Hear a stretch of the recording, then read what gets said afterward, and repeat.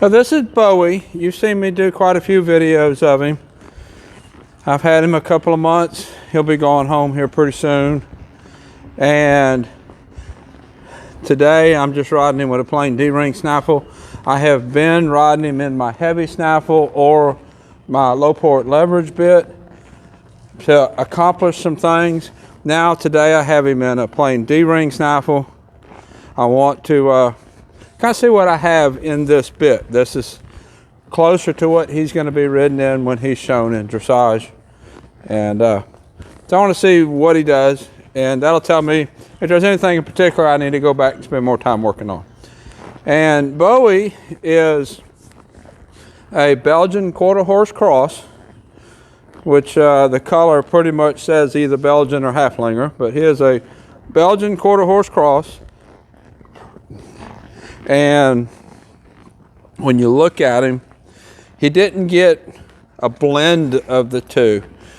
Back end is definitely more small quarter horsey.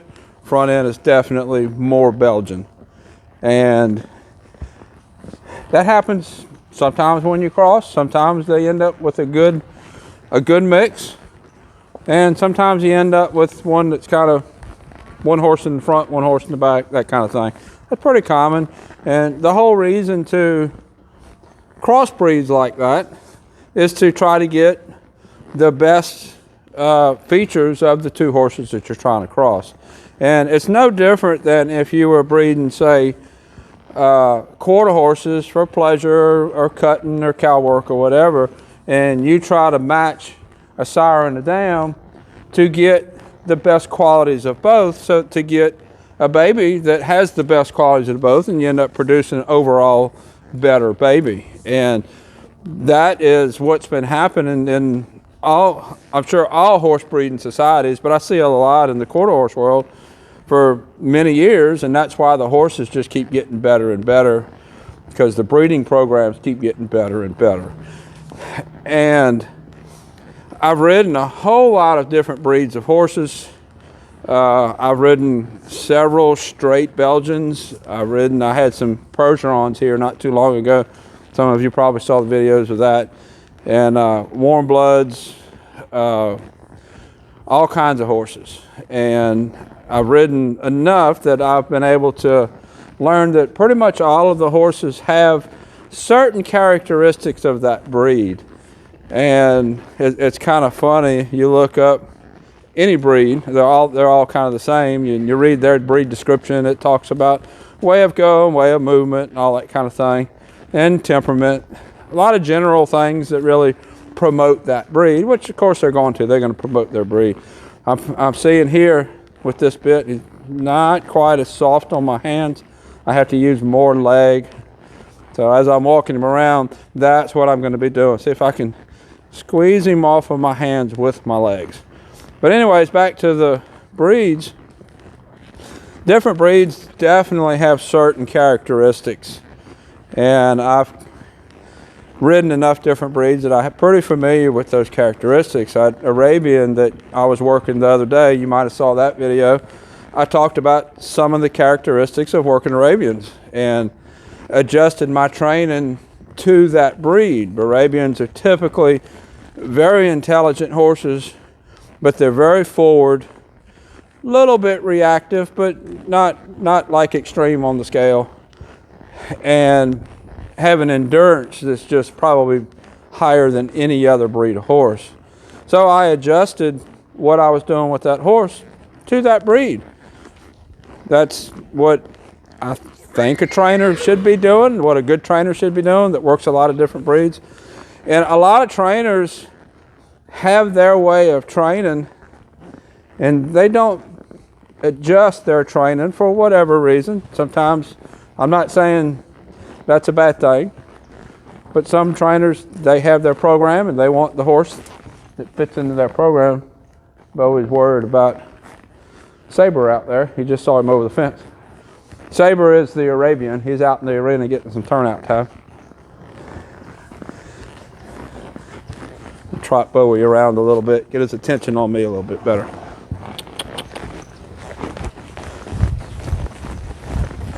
So back to what back to what I was saying about breeds. Every breed has its tendencies, and I will adjust my training to that breed. And I had somebody ask me one time, said, "What kind of horse do you like to ride best?" I said, "A good one." I do have breeds that I prefer more than others, but there's not really any breed that I'll say I will not work this horse. They all have a purpose. I've ridden some warm bloods, which I really like. Of course, some of the Dutch warm bloods are pretty typical in my part of the country. I've ridden a couple of Rhinelanders. They're a little bit different in the warm blood world, but they tend to be a little bit more thoroughbredy, the ones that I've ridden anyways. And thoroughbreds, they've kind of evolved a little bit like quarter horses, except not to the same extent.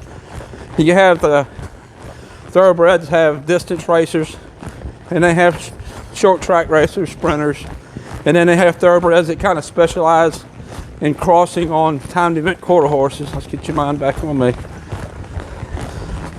So they have evolved, and just because you ride a thoroughbred, they have different tendencies. The long track distance runners, in my experience, have a quieter mind than the sprinters. They run a long ways, and they have the mind to kind of be smart about how they run.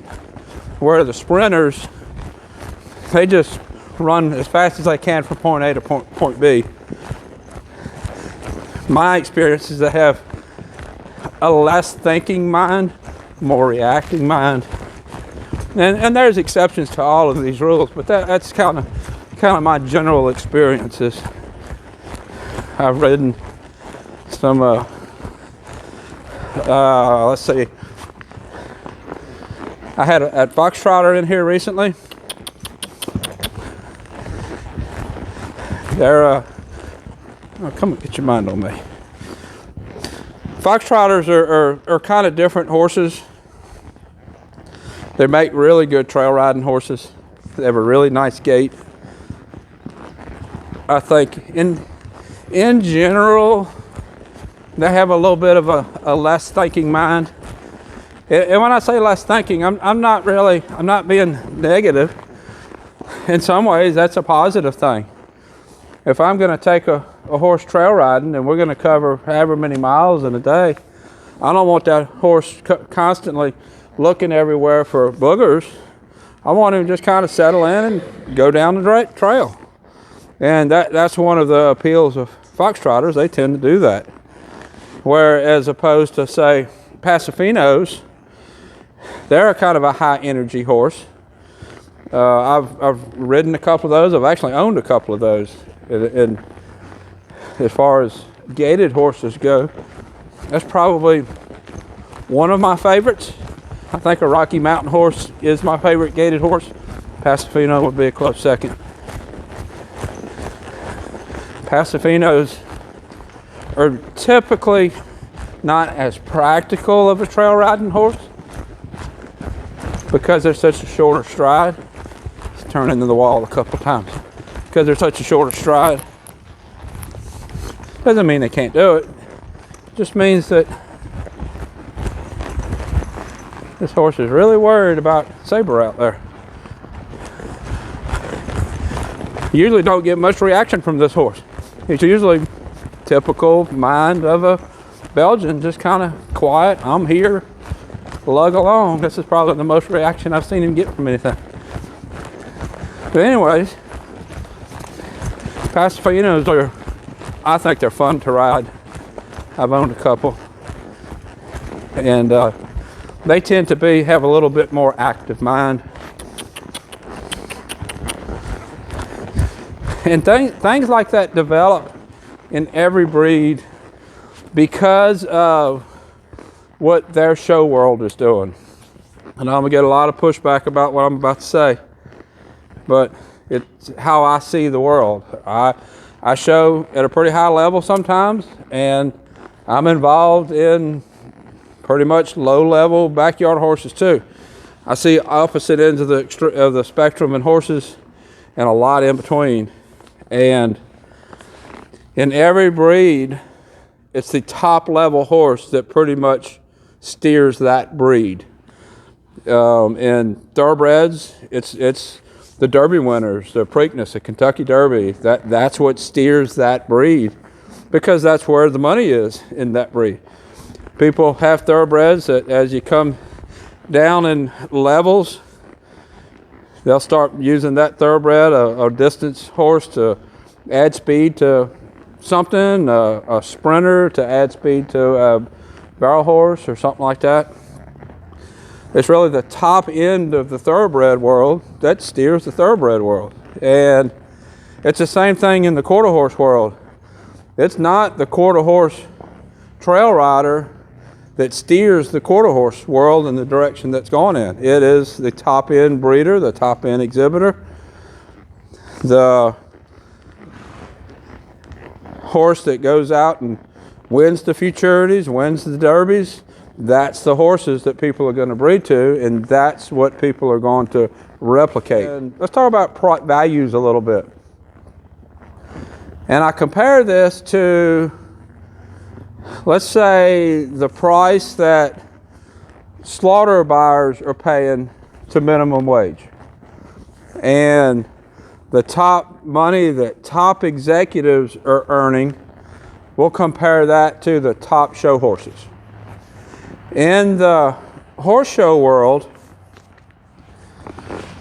the price isn't driven bottom up.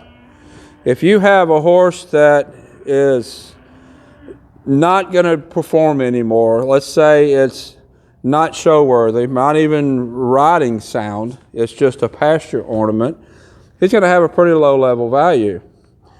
Well, whatever that value is, and let's say you take a horse that's a little bit better, maybe a little more sound, you can do a little bit with him, his price is going to be a little higher level. And you build that up until you get to the top level show horse. I don't believe the horse world works that way. I don't believe that the price of the top show horses is reflected in the value of a pasture ornament.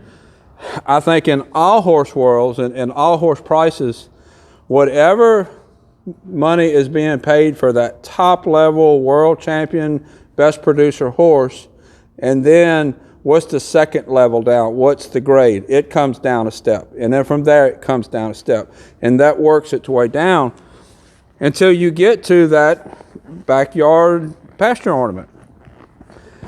And it's that top level horse that pulls up the value of all of the horses. Let's say you are a non-pro rider in whatever discipline, it don't matter, pick a discipline, and you're, say, mid-level, you're not a top-tier world contender, but you're also not a green beginner either, you're middle. The money that you're going to pay for that horse is not determined by the beginner rider horses.